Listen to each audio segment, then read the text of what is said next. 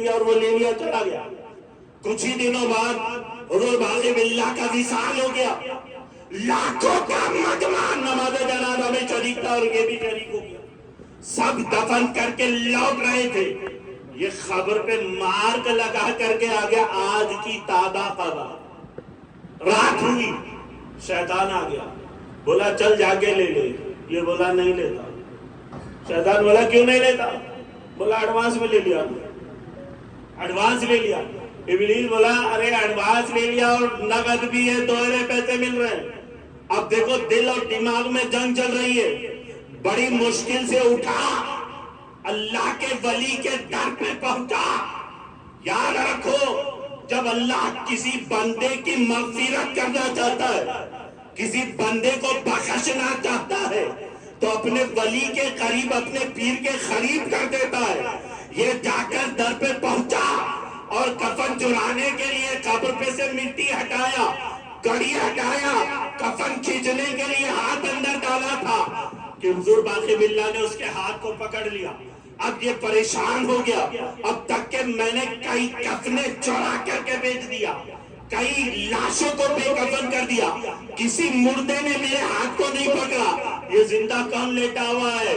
تو پھر ان ملاؤں کو پکڑ کر سمجھاؤ, ارے نادانو, ہر خبر میں مردے نہیں ہوتے, کچھ خبروں میں تو زندے بھی ہوتے ہیں.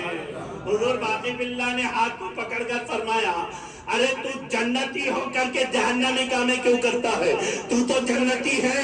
یہ اندر جھانک کر کے پوچھنے لگا حضرت میں نے اب تک کے کئی کفنے چرا کر کے بیچ دیا, کئی لاشوں کو بے کفن کر دیا, پھر مجھ جیسا گناہگار, مجھ جیسا سیاہکار کیسے جنتی؟ تو حضور باقی باللہ نے فرمایا سن, ارے جتنے بھی میری نماز جنازہ پڑھی اللہ نے سب کی مغفرت کر دی. تو جب اللہ تعالی اپنے کسی بندے کی مغفرت کرنا چاہتا ہے تو اپنے ولی کے قریب کر دیتا ہے. اور جب کوئی مرید اپنے کامل پیر کے ہاتھ میں اپنا ہاتھ دے دینا تو پھر جہنم کی آگ اس کو جلا نہیں سکتی.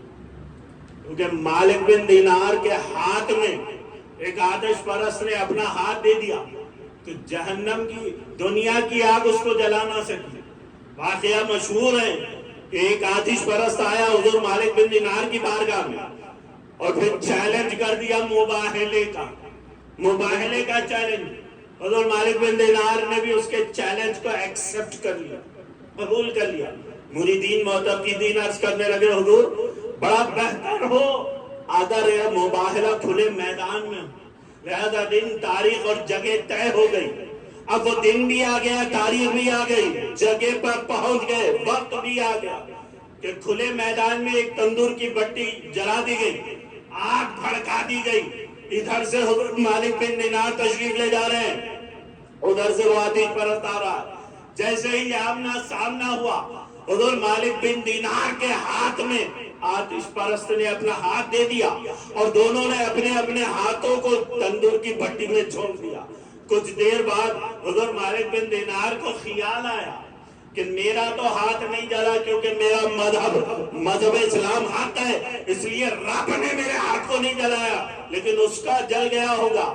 کچھ دیر بعد حضور مالک بن دینار اپنا ہاتھ نکالتے ہیں, مالک بن دینار کا تو ہاتھ نہیں جلا لیکن وہ آتش پرست کا بھی ہاتھ نہیں جلا. حضور مالک بن دینار حیران کہ میرا ہاتھ کیوں نہیں جلا, بات سمجھ میں آ گئی, لیکن اس کا کیوں نہیں جلا. حضور مالک بن دینار سجدہ ریز ہوئے رب کی بارگاہ میں, عرض کیا مولا اس کا ہاتھ کیوں نہیں جلا. ہاتھ کے غیب سے آواز آئی کہ مالک ہم کیسے اس کے ہاتھ کو جلائیں جبکہ میرے ولی کے ہاتھ میں اس نے اپنا ہاتھ دے دیا. حاضرین محترم, ہم ان بزرگوں کے عرس کو مناتے ہیں. یہ آج کا نورانی جلسہ اسی عرس مبارک کے ضمن میں رکھا گیا, عرس منا رہے ہیں اور لوگوں کو بڑی تکلیف ہو رہی ہے کہ عرس کیوں کرتے ہیں. اس پر میں تفسیر نہیں کروں گا, لیکن اتنا میں عرض کروں کہ ہم جو سندل چڑھاتے ہیں اس پر میں ایک نقطہ عرض کرنا چاہتا ہوں کہ میں پوچھتا ہوں یہ سندل ہی کیوں چڑھایا جاتا ہے؟ حالانکہ سندل سے قیمتی دوسری اجزاء بھی تو ہے نا, وہ بھی تو چڑھایا جا سکتا تھا نا. لیکن سندل ہی چڑھاتے کیوں ہیں؟ کہا بھی جاتا ہے کہ آج فلاں بزرگ کا سندل ہے، آج فلاں بزرگ کا سندل ہے، یہ سندل ہی کیوں چڑھایا جاتا ہے؟ یہ بات واضح طور پر اچھی طرح جان لو کہ سندل چڑھانے کی وجہ کیا ہے۔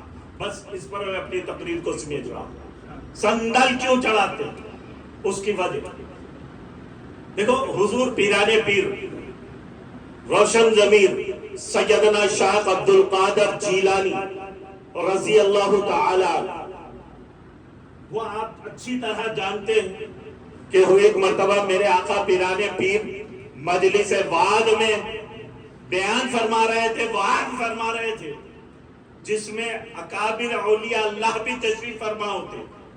حضور پیران پیر حالت جلال میں فرمایا کہ تمام ولیوں کے گردنوں پر میرا قدم۔ میرے آقا پیران پیر نے فرمایا کہ ان تمام ولیوں کے گردنوں پر میرا قدم ہے۔ اسی اثنا میں حضور خواجہ خواجگان سلطان ہند عطائے رسول خواجہ معین الدین چشتی اجمیری رضی اللہ تعالی عنہ بھی خراسان کے جنگل میں ریاضت فرما رہے تھے، جہاں پر میرے سرکار کی آواز پہنچی تو آپ نے بھی اپنی گردن کو جھکا دیا۔ تو گویا میرے آقا پیران پیر نے فرمایا کہ تمام ولیوں کے گردنوں پر میرا قدم ہے۔ یہ سندل کی وجہ میں بتا رہا ہوں، سندل کیوں چڑھاتے ہیں۔ میرے آقا پیران پیر نے فرمایا تمام ولیوں کے گردنوں پر میرا قدم ہے۔